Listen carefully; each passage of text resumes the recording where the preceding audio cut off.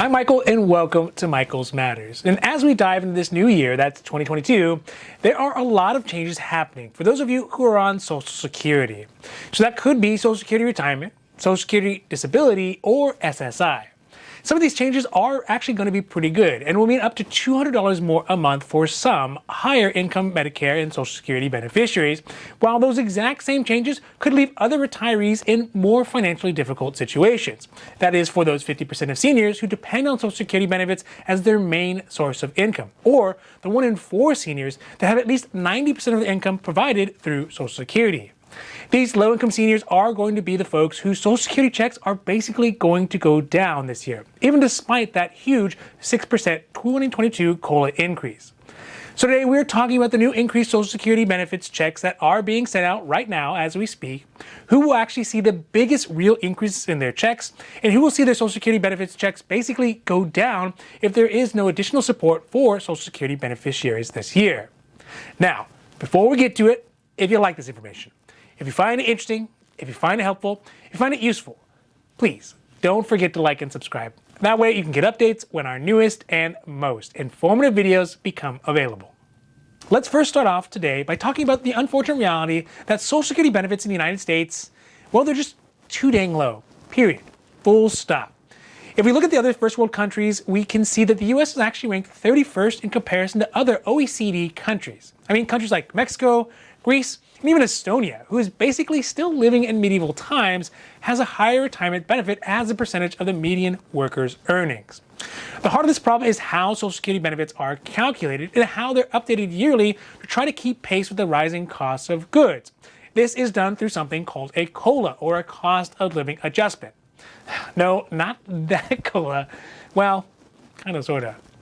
Now, despite this, the COLA is really not the best way to help seniors be able to keep up with costs and living a life of dignity, because it unfairly gives wealthier seniors more money and low-income seniors less money.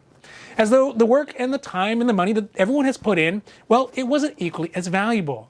In 2022, this discrepancy is even more apparent than ever, as we see some seniors getting up to an extra $200 per month, or $2,400 a year, in Social Security benefits. All the while, the average beneficiary is only going to go up about $92 per month, or $1,104 for the year, which is basically less than half of that total increase. In fact, the biggest increase will go to those Social Security beneficiaries who have a monthly benefit of at least $2,289 a month or more. Keep in mind that the maximum Social Security benefit that you could earn in 2022 is $3,345 a month if you retire at 65 years old. Now, one reason for this difference is that the COLA is a percentage of increase that is applied equally to all beneficiaries' Social Security benefits. That means that a 6% increase of, let's say, a $1,000 monthly benefit would only go up by $60, while a 6% increase of a $2,000 benefit would go up $120 a month, or double.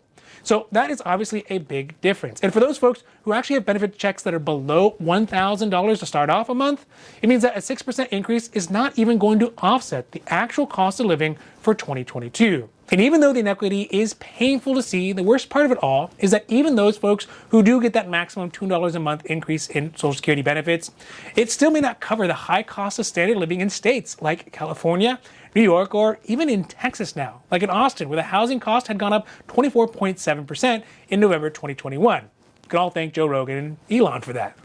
To show this off better, let's do a little comparison between the increased meat prices, Medicare premiums, and Social Security benefits over the last year. So take beef. As of November 2021, uncooked beef prices have gone up year over year by around 20%. That means that for the average cost of beef, the cost went from $4.14 per pound in December 2020 to $5.09 in November 2021, which doesn't really sound like such a big increase, but trust me, it adds up, especially on a tight fixed budget. According to the USDA, in 2011, the average American consumed 54.5 pounds of meat per person.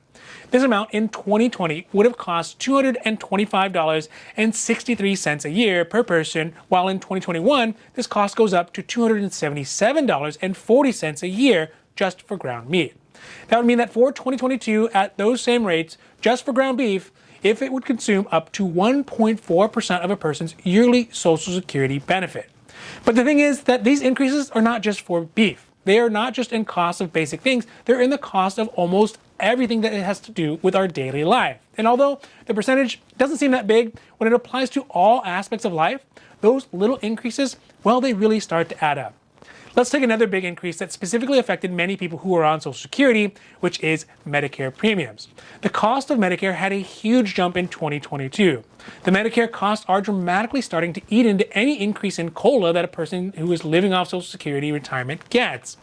For 2022, the cost of Medicare Part B premium, the premium that most people have to pay out of their Social Security benefit checks, went from $148.50 up to $170.10, or an increase of $21.60, which is a 14.5% increase over the previous year. This increased Medicare Part B premium is applied equally to all Medicare beneficiaries who are required to pay a Part B premium, which means that regardless of the size of somebody's monthly Social Security checks, they are still going to have to pay that extra $21.60. In real terms, for lower income seniors, that means that $21.60 increase represents a much bigger increase in their Medicare costs than for those higher income Social Security beneficiaries. Now, if we do the math on this one, the Medicare Part B premium alone, not including prescription drug costs or things like copays, deductibles, and coinsurances, the Medicare Part B costs in 2022 are going to take up roughly 10% of the average estimated beneficiary Social Security check, which is $1,657 a month for those folks who are average, and let me remind you, almost nobody is average. When Medicare Part B was $148.50 a month, it only represented 8% of their total Social Security benefit. But with this new increased Part B cost up to $170.10 for 2022, it now takes up roughly 10% of that beneficiary's cost. Again, though, because it is a flat amount, it's applied to all seniors. And if their benefit checks are actually less than $1,657 average a month, then Medicare starts to take up even a bigger portion of that 6% COLA increase or the overall Social Security benefit check altogether.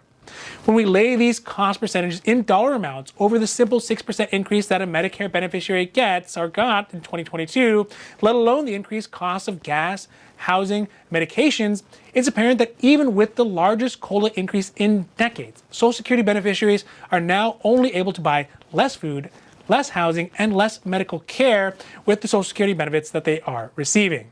These folks are actually going to end up losing money because of the big culprit, which is inflation. Okay, so with that in mind, let's talk about one saving grace for the Medicare side of things, which is something called the Medicare Hold Harmless provision. What this is a provision that protects Social Security beneficiaries' benefits from decreasing due to a higher Medicare Part B premium. So although most people will have to still pay the new higher Medicare Part B premium, for those whose new increased benefits do not actually cover the new higher Medicare Part B cost, the Hold Harmless provision will make it so that only the amount that your Social Security check increased will be eaten up by the amount of the new Medicare Part B cost. This means you won't see a decrease in your actual money in your pocket as a result of the Medicare Part B increase, but it will also mean that you will not see any increase in how much money you have after the Medicare Part B is taken out of your new higher Social Security check. Of course, as I mentioned in basically every single video, if you do need help paying for your Medicare Part A, B, D, or C costs, there are programs out there like Low Income Subsidy, LIS, Medicare Savings Plans, MSP, or Medicaid or Medi-Cal, as it's called here, plans that can help you pay for some or all of these costs if you qualify. There are always going to be trade-offs, of course, with the cost and benefits applying for these programs, but it never hurts to check them out and to see if maybe you can get some additional help paying for those costs that you're having a hard time paying for. So there are a few things that we see despite the hype that is going around about this new increased COLA and the additional $200 that some Medicare beneficiaries are getting. First is that the way the Social Security benefits for retirees is calculated is unfair. It's inadequate and it's not sustainable. I know I said that before, but it is worth mentioning yet again. Second is that the hidden tax of inflation, especially at the trajectory that it is right now, is going to hit low-income seniors especially hard this year, as the cost of everything is going up, and they are going to be left with less purchasing power, less health care, and overall a harder time making ends meet. Last is that there are things that can be done to lift the overall situation for retirees. These things include changing the way that the cost of living adjustment or COLA is calculated from the CPI to a more accurate federal poverty level, This would mean that lower income seniors get a more appropriate increase in their benefits to keep them above the poverty line rather than just having a percentage of increase based off their Social Security check. Second, could be using a different CPI metric that is specifically meant for retirees and better reflects the real everyday costs that they have. But unfortunately, until this or anything else happens, our parents, our grandparents, and maybe even our great-grandparents in some cases, are going to be left to try to live on benefits that will never keep up with the actual cost of living. So that's it for today's video, and I hope that you found it interesting or helpful or at least useful. And if you did, please don't forget to like and subscribe. That way you can get updates when our newest and most informative videos become available. So with that, I'm Michael, hoping that you take care of yourself, take care of others, and have a happy, healthy